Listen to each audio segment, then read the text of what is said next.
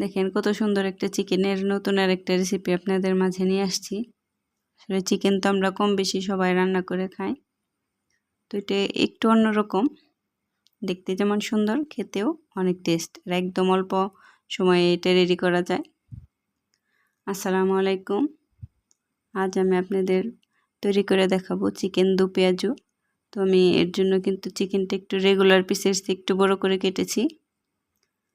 তো কেটে এটা লবণ দিয়ে আমি ম্যারিনেট করে রেখেছি।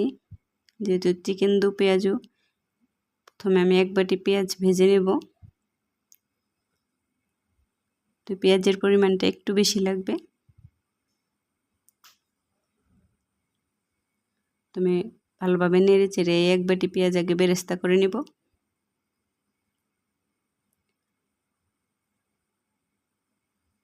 দেখেন পেঁয়াজটা প্রায় হয়ে যাইতেছে।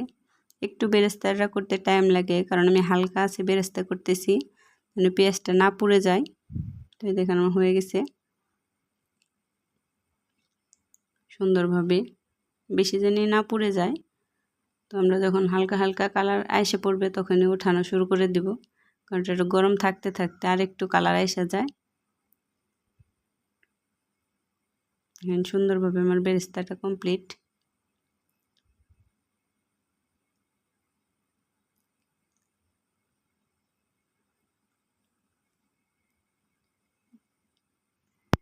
তো আমি ভালোভাবে বেরেস্তাগুলো উঠিয়ে নিয়েছি, আর এখন আমি গরম মশলাগুলো বেরেস্তা তেলে দিয়ে দিব।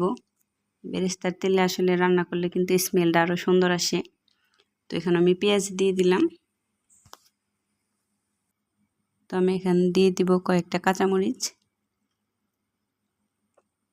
কাঁচামরিচ পেঁয়াজটা একটু নাড়াচাড়া করে নেব আমি তেলের সাথে। মশলাগুলো এখানে অ্যাড করব। এখানে আদা রসুন জিরার পেস্ট দিয়ে দিলাম 1.5 চা চামচ, আর পরিমাণ মতো লবণ। এটাকে ভালোভাবে নেড়ে চেড়ে মিক্সড করে নেব তেলের সাথে।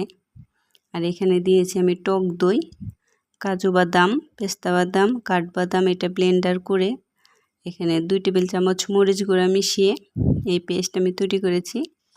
তো আমি এই মশলাটা ভালো করে কষিয়ে নেব। আসলে মশলা কষানোর উপর কিন্তু রান্নার টেস্ট নির্ভর করে। তো আমার মনে হয় মাছ কি মুরগি সব মশলায় সুন্দরভাবে কষিয়ে নিলে ওর টেস্ট আসলে দ্বিগুণ হয়ে যায়। তো দেখেন আমার মশলা কষানো কিন্তু শেষ। এখন আমি চিকেনের পিসগুলো দিয়ে দিব। এটা কিন্তু আমি আধা ঘন্টা আগে লবণ দিয়ে ম্যারিনেট করে রেখেছিলাম।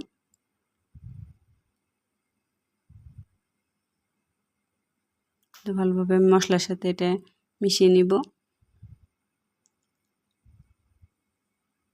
ভালোভাবে নেড়ে চেড়ে মিশিয়ে আস্তে আস্তে এটা ঢেকে ঢেকে আমি সিদ্ধ করব। একটু পরপরই নাড়া দিতে হবে, কারণ এখানে কিন্তু পানি ইউজ করি না, নিচে লেগে ধরার সম্ভাবনাটা থাকে।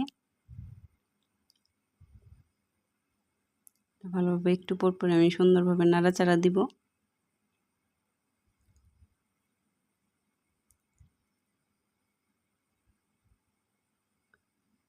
দেখেন চিকেনটা প্রায় আমার হয়ে গেছে। চিকেনের গায়ে থেকেই কিন্তু পানি বের হয়েছে, আমি এক্সট্রা কোনো পানি এখানে অ্যাড করি নাই।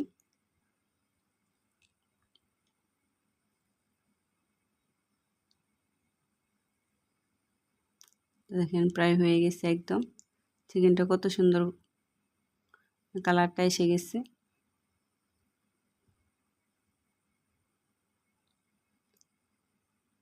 এখানে আমি 1 কাপ পরিমাণ দুধ দিয়ে দিলাম। দুধটা আসলে এটা শাহি শাহি একটা ফ্লেভার আসে এই দুধটা ইউজ করলে। এখানে দেখেন চিকেনগুলো প্রায় হয়ে গেছে, আর অল্প একটু আমি সিদ্ধ করে নেব। তো আমার চিকেনগুলো কিন্তু প্রায় হয়ে গেছে। তো আমার বাকি যে উপকরণগুলো এখন আছে ওগুলো আমি মিক্সড করব। মিক্সড করে নামিয়ে নিব। সেই ভেজে রাখা 1 বাটি পেঁয়াজ, আর দেব এখানে অল্প পরিমাণে চিনি।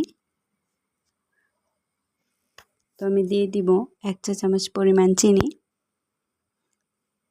তো চিনিটা দিয়ে আমি ভালোভাবে নাড়াচাড়া করব। ভালোভাবে নেড়ে চেড়ে নিব, আর দিয়ে দেব 5-7টা কাঁচামরিচ। তো কাঁচামরিচটা আর কি নামানোর একদম আগে দিব আমি, এটার ফ্লেভারটা অনেক সুন্দর আসে। তোমার দেখেন চিকেনটা কিন্তু হয়ে গেছে। তো দেখতে কত সুন্দর লাগতেছে। তো দেখেন কত ঝটপট আমরা রেডি করে ফেললাম এই চিকেন দো পেঁয়াজুটা। তো আসলে চিকেনটা তো আমরা সবাই খাই, একটু ভিন্নভাবে খাইলে কিন্তু আরেকটু ভালো হয়।